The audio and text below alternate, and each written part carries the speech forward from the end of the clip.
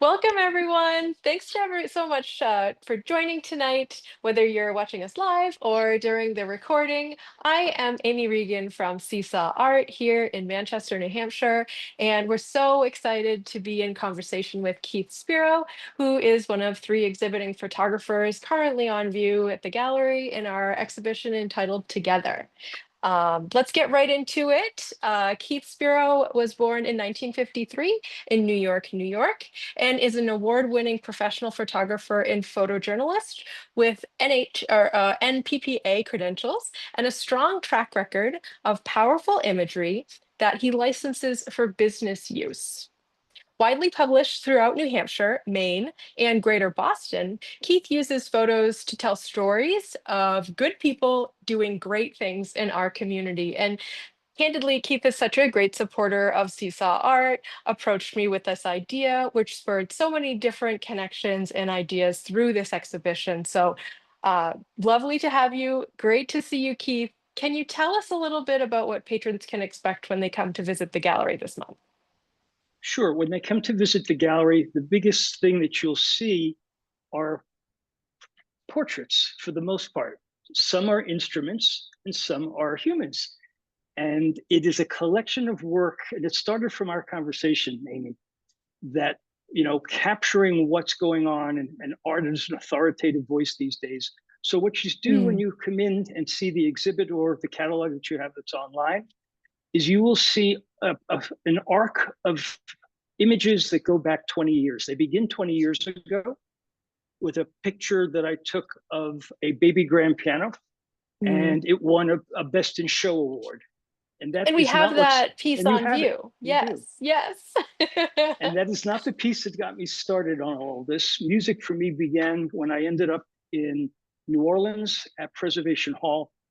And I just was Yeah. mesmerized by these ancient looking musicians that are probably much older, but it just caught my attention, and the physical faces and the total attention Mm, to detail. So it starts with that, but it goes through a whole series right up to portraits that are as recent as less than a month ago. And so it really amazing. is the whole arc coming full circle of musicians at work. And it goes to collaboration. And that's, if you know what I do for a day job and the kind of Hmm. work I've been doing, it's building communities around important concepts. So helping communities, being a business strategist. And as I reviewed the pictures that you chose, it really talked to collaboration, whether Mm, it's a tight, synchronized group in teamwork. In this particular case, it's about music. The product, the output is music, or mm, creativity, or youth in innovation was the other thing that when I looked at the mm. pieces that you chose, in every case, it had to do with somebody new disrupting something that's been unchanged for more than 100 years. That's amazing. I really love that. I am so lucky to be surrounded by Keith's artwork. We have four pieces right behind me. When you go to seesaw.gallery, click on exhibition info, and all the photographs are there to be able to enjoy from wherever. But there's a couple in particular, and the two above me, which are the Stringed Masters 1 and 2. And I wondered if you could tell us about those pieces. Yes. So the one to the viewer, well, the one that's a vertical, we'll do it that way. The vertical image is very typical of the kinds of pictures I've taken during rehearsals. These are musicians very deep in Mm, concentration, totally focused on the work, getting the timing right. In a typical orchestra today that pulls together for concerts, there may be no more than three rehearsals sometimes. They're all pieces that really? they know. Yes. That's so surprising to me. The Wow. pieces may be well known to the musicians, Yeah. but typically, unless it's the same group always together, the conductor's there, and there's a lot Hmm. of rotation going on. So getting into the rhythm, the expectation. So the vision starts with the conductor, the Yes. concert master, and then you have all of the pieces. And so that's where the collaboration. I think Mm, the conductor would be a traffic cop in other worlds, yes. right? Start, stop, speed up, slow down. And so that image captures a pause in the practice, Mm, when they were called to go to section 147, whatever that number is, there is actually a rehearsal document that they can see the different pieces by number and they know right where to start in, complete a section. And I have a lot of those, but this one was particularly intense. And it just really Yeah. represented that point of focus. In that same rehearsal is Mm, the horizontal one, where the intensity and the time compression of getting all of the work done and capturing the highlights, making sure transitions work well between mm, movements. And I didn't even think about it when I captured it. It was only when you and I were talking about the show, and I mm. went back through pieces looking for some of the themes that we had talked about together. And Yes. that one jumped out at me because even from this distance, as I look at your wall, what I see is this large section of white. And the Yes. eye is always drawn to something that's white. And you go in, and what you see is one or two faces totally focused on sheet music, because that's what they're looking at. And this particular grouping that were sitting next to each other, or all strings doing the same work, were absolutely, I mean, I could have been waving at them. They had paid no attention to me. As long as I didn't make Right. any Yeah, because they're noise, they so would in ignore it. me completely. Wow. And Yeah, I so that's really when I printed it. Yeah.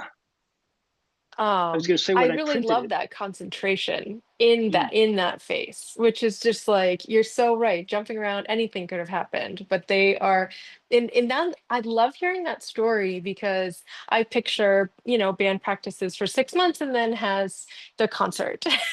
But nobody has time for it's so funny. Of course they don't do that. Like my next question was going to be like, can you kind of see like how they mesh together over the time they have to practice and anticipation of the concert? But it really, everybody's a professional and can jump in and then can kind of follow the lead of the conductor and sort of feel it out. But there's not a lot of time to feel it out, right? right. And you can also see within a singular rehearsal how quickly Mm, it comes together. If you that's know the amazing. piece, if you've memorized it, or you've played it enough times, it's really, and this is that teamwork togetherness that the theme keeps coming back to. Hmm. I typically, if when there were only three rehearsals, I've gone to all three. I've gone to the first Wow. rehearsal. I usually don't even take pictures because I don't want to be visible or disruptive in any way. The Yeah, second such an rehearsal intense is, moment, right? yeah, Yeah. right. And they come together in that second rehearsal, and then there's the dress rehearsal. But you very quickly see them scale Mm, from separate to a cohesive organization, right? It's the orchestra, and they pull yeah. together. Oh my goodness. That's amazing. And they're also finding differences about one another. And one image that I think is really exemplative of that is the piece that's the horizontal here behind me, and it's entitled No Sheet Music. So can you tell us the story on that piece? Yes, don't mispronounce that. It is no sheet music, Okay. not no sheet. We won't. We'll be PC. But when you look up close at the facial expressions, it is this moment in time when conductor and soloist are working on transitions. When does the soloist come in? How does the orchestra back Yes. it up? And this is it, he's a wonderful gentleman, and it's Sandeep Das who plays tabla. Very, very, I mean, internationally known. He's worked with Yo-Yo Ma. He's been on the Wow. Silk Road Ensemble, and he teaches kids. And that's really what drew Wow. me to him.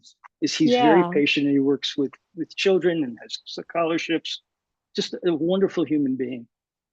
And this is the discussion between the two of them that I'm sitting right off stage and listening, Mm, and they're holding this sheaf of music, which is really for a tabla player unnecessary, and they don't necessarily read yeah. music.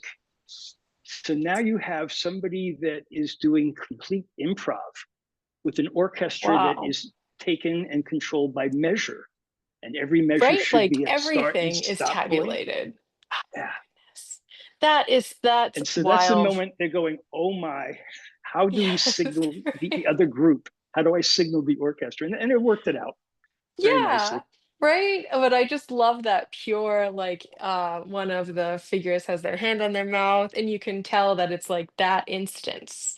So you have such a keen eye on figuring out where, that specific piece of the story is happening. I know photography sometimes is editing and that kind of thing, but if you're not there with the camera, then you're not going to get it.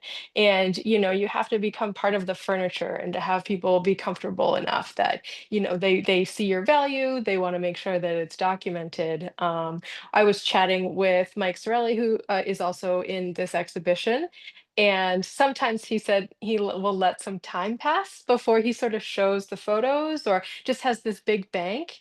And, as time passes, the photos will change and your relationship to the photos will change. And, his subject sometimes will be like, oh, that was a bad day. I'm like, I'm not into it. I don't want to see the photos. Well, 5 years later, like they're so stoked that they have that.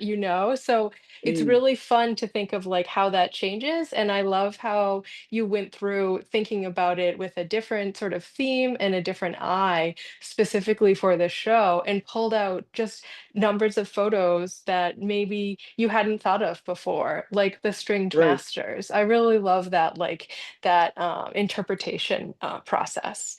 Another one of Thank my you. favorite pieces in the exhibition, you're welcome, is the piece that's featuring Tommy DePaulo in the symphony and in the concert. Can you tell us about that piece? That's such a rich story. It is a very powerful relationship. And I met Tommy 20 some odd years ago because I was doing work for New Hampshire Philharmonic, Mhm. and they were doing a series of concerts. And Tommy is such a wonderful person who would, he would get down on the kids' level and sit on the floor if you let him. That's amazing. And he's a Yeah, right? storyteller. And for people Yeah. who don't know about him, look him up online. He's written so many wonderful stories. And he will tell you he's still a kid or was a kid Mm, and lived through and created all of these incredible stories. He's a New Hampshire treasure. He died just a yes. couple of years ago. But at the moment of that rehearsal, I was there. It was a wonderful job. I was just off stage. And again, this was rehearsal before the It was. Yes. Okay. Yeah. I'm looking over here because it's the photos right. right there. And throughout that rehearsal, Tony Princicati, who was the conductor of the Phil at that point in time, was 100% focused on the orchestra, Mm, watching their motions, making sure, probably listening more than worrying about what he saw. And yes. Tommy's not more than 6 inches to 12 inches away from him, looking out at the audience. Where during the rehearsal, it was just a couple of people, staff. There's Mm, always somebody that's responsible for the group or the music, company manager and those types of yeah. things. So he was focused there. But during the concert itself, that concentration was identical. And at no time did Tommy ever look away from the kids in the audience Wow. or Tony away from the orchestra to look at Tommy. They were in I- such synchronization, which again is part of what we talked about from a theme standpoint. Two For people sure. togetherness, each with a distinctly different job, execution in absolute, because music is Mm, unforgiving if you have a certain number of phrases. And it was just an amazing thing to see that as it shaped up in rehearsal and then during the concert itself, the same thing. And and there's your another capture piece. is Yeah. lovely of Yeah. that. Yeah. I actually, there's a dozen images in total. I actually have two Mm, sets and Tommy was very nice to sign several mats for me, which I've this keepsake. I have yeah. one. Right.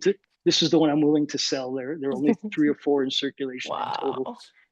But what really happened that made such a huge difference is just the way they approach their work and kids. And it was just an amazing kind of connection that was there. And so I Mm, have still figures. So it's 4 or 5 in two verticals. mhm. And you actually see, the conductor's hands moving, Tommy Wow. talking in sequence. But Oh, the that's really image, the one cool. that you have, is nothing changes.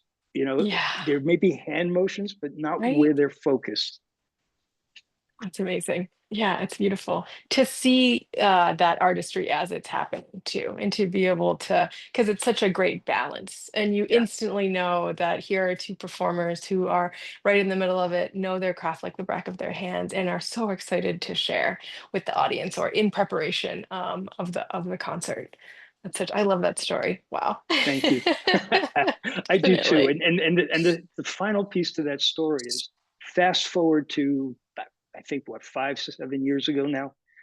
He was at Gibson's bookstore. Tommy DePaula was doing a book Mm. signing, and I came with my granddaughter. And the Oh, picture that I wow. have that's published is Tommy sitting in a big oversized chair, Mm. surrounded by children of all ages telling stories. And it's Oh my just the goodness. look on his face is priceless, absolutely priceless. Yeah. And Like we you got can to tell talk that that his afterwards, favorite thing. Yes. absolutely. And we connected as we were in the line to get the, an autograph for the book. Hmm. So it was just one of those Wow. wonderful moments that brought it to closure. And then I wrote, there is an article online. We can always put a link up for it. That after he died, I put my memories of Tommy online. Oh, And that's it was just great. a beautiful story. For Thank you sure. for talking and Yeah, sharing it on. definitely. Yeah, I love that story so much. Um, Technically speaking, what does the studio look like to you? Do you have a studio in your house? Is it just everywhere in the world? Like, what's your relationship with getting down and getting to work? It has changed a lot over the years. So we'll talk about my studio now because that's really all that counts. It is always with me. I am I always love on, that. and it is 100% portable. Wow, It that's consists of amazing. a laptop, so it's a PC, it's a cell phone, it is Android, it is not Apple because Apple doesn't give me enough control over what I need. And it is two lenses and a camera, which Wow. I shoot with a Nikon Z8, and I use just two Oh, lenses, wow. a 20, Oh, 24 120 and an 85 with a nice. 1.4. So I can do Yeah, that's portrait and great. I can do the full range. And I don't need any more than that anymore. It's just Right. unbelievable. Yeah, right. Like that's pretty light, honestly, in general, Yeah. and you're ready to go no matter where you're at. Way back in the day, I did an independent study with the Salem Observer, which was a paper in Salem, New Hampshire, Mhm. with the photo person there, Bruce, who was amazing. And typical high school fourth block, that's when I have time off to go and do my independent study internship. And my mentor was saying the news doesn't always happen between like 1 and 3 when my study was. Right. So he was like, I'll always just text you when something is happening, like like the news doesn't stop or what you have to cover, it's not a 9 to 5 thing. And that was really important for me to realize, like, oh, like any time of the day or night, like he's heading out there and he's getting the story. And that is like such a lifestyle, right? Like when you're working for a paper or you're on assignment as a photographer, then you're just all in, and ready to go. And I really, really admire people who are able to work like that and have spent years in that and in capturing those things. Because I think it takes a certain sort of person who wants to do that. And we got some exciting calls while I was in my internship, and you're just like off to the races and like hoping you're gonna get the photo or have an Right. appointment and you're trying to tell a story. So you're editorializing or helping create the imagery for that. And it was just so creative to me the entire semester. Yeah, I learned like so much. Oh my goodness. And it really comes down to, right, you have these, whatever the assignment, or you see something, you will Yes, capture yeah, or some you just see image, something. but it's see, capture, summarize, figure out where it goes and share it or hand off and you're done, and you have to do that very quickly. Not Yes, a and lot of time luckily to it's quicker and agonize. quicker with digital, right? Oh my goodness. Which is good. It also just feels relentless, I bet. Yes. Like there's always something that you could be capturing or something you could be following. So it's kind of a back and forth there though. But that's really cool to hear that you're ready to go and you have your equipment and you can kind of do it relatively lightly. That's great. Definitely. What's going on with you coming up soon over the summertime? Some ideas you're having, or some exhibitions, or what are you up to this summer? So you and I went through a very interesting process getting this show together for my piece of it, and I was tickled to be in a position to basically choose all of the things I liked. And I Mm, remember that I also summarized them into the categories that yes. I pulled them from. But this shared joy of handing it off to you to curate your show, because as you said to me a long time ago, right, your job, you're the curator, you play Tetris and you put it all together and outcomes, and that's your conducting the program and making things happen. And so I was prepared for anything of whatever you chose to use. And Thank now you. I've got Yeah. some 20 or 25 other images that are sitting. It's about a third of them have the short paragraphs written and nothing beyond that. So when you Yeah. ask what comes next, when this show comes down, I know it's still online for you, it's out there for people to see. For many, there are only a few images that can't be reproduced. So if you want a Tommy DePauler, it's a once only opportunity. Yes. But the ones that are prints without frames are, I can still make copies on most of them, not all. Some of them, Okay. one or two predate that. So Yes. with this set, my thought was to pull it together into some kind of storybook. I've watched what you've done with the Oh, I exhibition love that. catalogs, and you and Yeah. Devin, and I'm thinking that I will take all that I have from this, fill in the missing paragraphs on the others, and see what I could, I guess the goal may be that it's a coffee table type of finish. But Hmm. again, your efficiency each month over 2 years now to be able to pull it together, have a book, have it up. I would like to emulate some piece of that because Mm. I admire Oh, your ability to do that. So that's my biggest singular task. I wow. have another Yeah. project that I'm working on and some images that are starting to come together.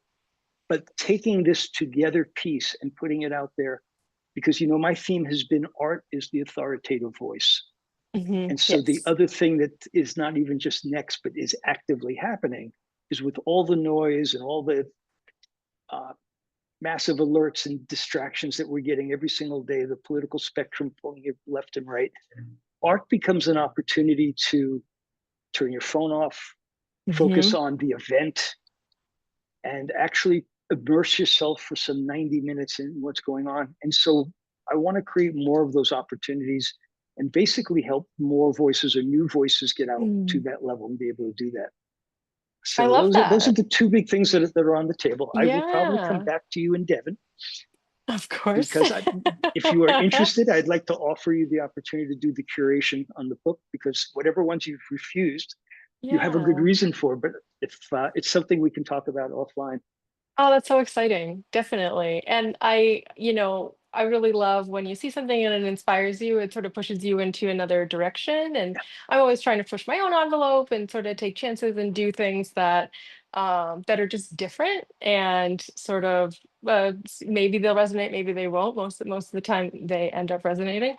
I will say, give yourself a kind deadline on your book. I'm consistent because I have the deadlines and I have the artists that I have to make sure are really, really represented well. So if I didn't have that, I don't think I would be as prolific as I did because it's not just me, it's for my artists. Right. So when you have three incredibly talented people who I know are going to be here on Saturday, like it's going to be ready whether or not I got sleep or not, right, to put it together. But I love that, Yeah. it's And the really reception, it's invigorating to me yeah. to have that. Yeah. And the reception was wonderful. I mean, Thank you. I had not met either of the other two beforehand, Mm, though I did look at their portfolios online once yeah, I knew who they were.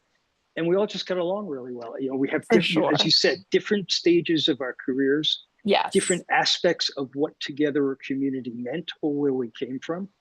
And there were just some fascinating side conversations that night. So thank you for Yeah, that. especially where it's all based around the same medium too. Usually Right. seesaw art shows are multimedia. There's paintings and photography and sculpture and everything sort of all mixed together. But rules are sort of there to be broken. And I just felt that this is it. Like this is going to be one medium where we can kind of take that conversation out of it and just really concentrate on these communities and how you're able to be embedded in them and represent them in a way that is like uniquely suited for photography. So that's so fun. Yeah, It was definitely. fun, definitely. Let's see here. So, how can we keep up with you? Is it Instagram, email, your website? What are your details? Sure. So if you can spell my name correctly, you can find me. It's the email address is keith@keithspiromedia.com. The Instagram handle is at Keith Spiro, and website you can look for as Keith Spiro Media. But what I really ask people to do who are interested in finding me or following me, go and do online search. Put down Keith Spiro Business Strategist or Keith Spiro Photographer Mhm. or Community Builder, and look for the person that comes up that's from New England that has photography involved in what they're doing. And the reason I ask people to do it that way is it's teaching the new AI engines how to find humans. And that's really part of what the Yes, day job consists of, is helping people be seen, be heard, be found, grow their businesses. I will do it for other artists, but it's a great way to jumpstart not being lost in this AI transition that's taking place. for sure. Yeah, next I know how I'll be accessing your website. Next time I'm gonna look you up. It's a good little gift for sure. Oh man. All right. This has been so lovely. Thank you to everybody who Yes. has followed us along here. Um, it's tough to be it's tough in general, but it's tough to be an Mhm. artist.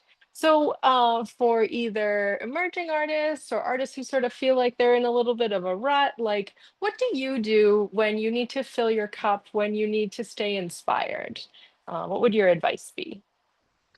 My advice is to go into the patron mode or the audience mode. And instead Yeah. of trying to create and do and figure it out, walk over to a museum. Oh, If you're a photographer, go look at the photography piece. If you are in graphics, look at the kind of line of, there's just so many different things that you can see in galleries and in museums, because we have a wonderful number of galleries now.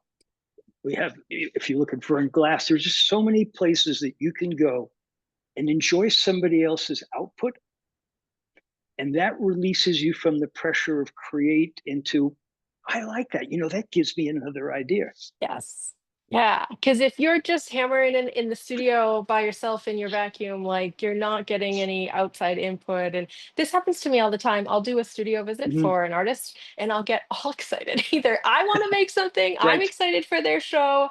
I want to make sure they're represented well. It gives me another idea just from a conversation that I have with them while I'm at their studio. That is such great advice. I really love that. And I've really been stepping into for myself just thinking about like what am I doing, like what's the point of the gallery, sort of like always sort of thinking high level like that. And for me, I'm finding that like it all distills down to the fact that I'm a fan and I'm Hmm. an appreciator and Yes. I'm a patron and I want to, I want to go to things that people are hosting. I want to talk to their artists. I want to make those connections. I want to be like there to support. And I feel like over the past year, I felt that more and more that not only do I love doing that, but I see the value in that and I see like the day-to-day real world. Like I'm just out there, like I'm number one fan of everybody and that like really helps me to kind of keep my creativity up too. You keep seeing really Hmm. beautiful things or interesting ideas, or,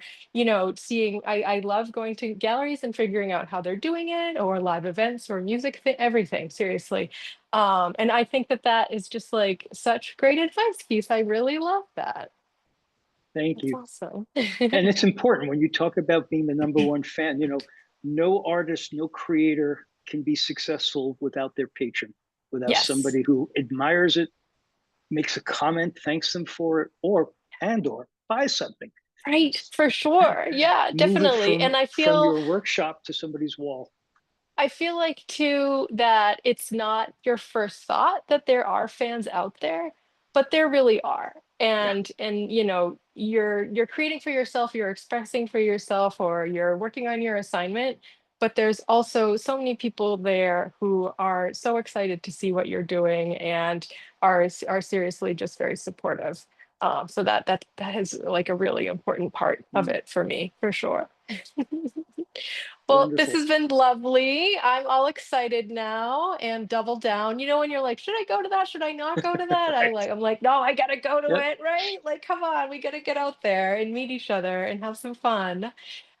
This exhibition entitled Together will be on view for one more weekend, so until June 29th. And just a final plug here, I will be set up on Hanover Street here in Manchester, New Hampshire on Friday night, and we're going to be doing some make and take button crafts, like by donation. I got a button machine, like all kinds of magazines. We're just going to be set up on the street and having some fun. It's a perfect opportunity to come down and stay cool in the gallery and check out that exhibition. That'll be on Friday, June 27th from 4 to 8 p.m. And then I'll be open on Saturday and Sunday as well. You'll always be able to view this exhibition at seesaw.gallery. So go there, check out the exhibition page. And thank you so much, Keith. This has been Oh, a thank you. What a pleasure. And lovely I love conversation. diving in. Yeah, always love chatting Thanks. with you. And we will talk soon. Excellent. Thank you so much. Thanks, Keith.